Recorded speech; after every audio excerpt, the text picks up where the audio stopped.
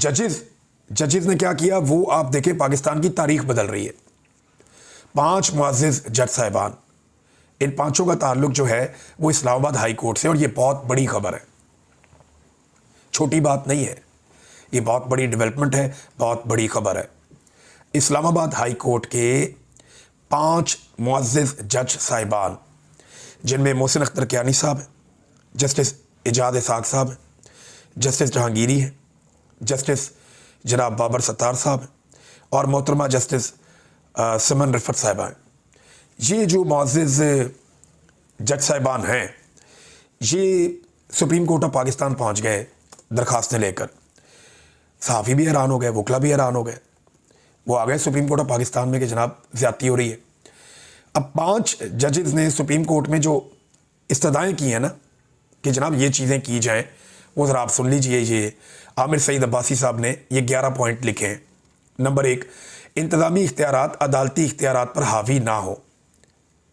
ये नहीं हो सकता कि एक क्लर्क जो है या क्लरिकल स्टाफ वो एक जज को डिक्टेट करे, ये नहीं हो सकता। तो इंतज़ामी इख्तियारात अदालती इख्तियारात पे हावी ना हो। नंबर 2, चीफ जस्टिस मनपसंद बेंच ना बना सके। नंबर 3, जजों को रोस्टर या काम करने से ना हटाया जा सके। नंबर 4, बेंच रोस्टर सब जजों के उसूलों के मुताबिक हो। Number 5, master of the roster का उसूल ख़त्म है। नंबर 6, इंतज़ामी कमेटियाँ गैर कानूनी हैं। नंबर 7, इन कमेटियों के फैसले कलअदम हो। Number 8, practice and procedure rules 2025 गैर आइनी है।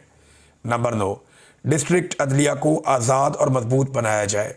नंबर 10, हाई कोर्ट अपने खिलाफ रिट जारी नहीं कर सकती। नंबर 11, जज को सिर्फ आर्टिकल 209 के तहत हटाया जा सकता है। अब इसके अंदर जो है ना वो डिफरेंट बातें जज साहबान ने वहाँ पे की। जस्टिस तारिक जहांगीरी साहब के हवाले से प्रोपेगेंडा किया जा रहा था कि उन्हें इस्तीफ़े के लिए मजबूर किया जा रहा है और शायद वो इस्तीफ़ा दे दें।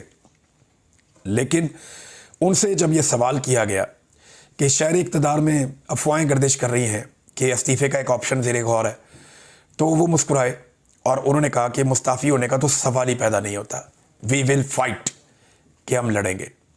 ये बड़ा पॉजिटिव एक रिएक्शन था उनका। फिर उसके अलावा जो है वो सहाफ़ियों से जस्टिस मोहसिन अख्तर कियानी साहब ने कहा कि हमारा भी दिल किया कि हम वकला की प्रैक्टिस कर लें। एक अदील सरफराज साहब है हमारे जर्नलिस्ट, उन्होंने पूछा कि सर आपको ये इंस्पिरेशन जो है कादी फ़ायज़ ईसा से मिली है? तो उन्होंने कहा अल्लाह ना करे कि हमें कोई इंस्पिरेशन कादी फ़ायज़ ईसा से मिले। ये है कादी फ़ायज़ ईसा की टोटल औकात कि आज वो फसाद की जड़ जो थी वो निशान इबरत बनी हुई है। इसके बाद वहाँ पे जो अमला है उन्होंने कहा जज साहिबान से कि सर हम तकलीफ़ के लिए मादरत ख्वाह हैं। तो इस पे जस्टिस बाबर सत्तार साहब ने कहा कि मादरत की ज़रूरत नहीं, हम आम साइलीन हैं। और जस्टिस तारिक जहांगीरी साहब ने जस्टिस डोगर का जो फैसला था उनके ख़िलाफ़ उन्हें काम से रोकने का, वो भी सुप्रीम कोर्ट में चैलेंज कर दिया।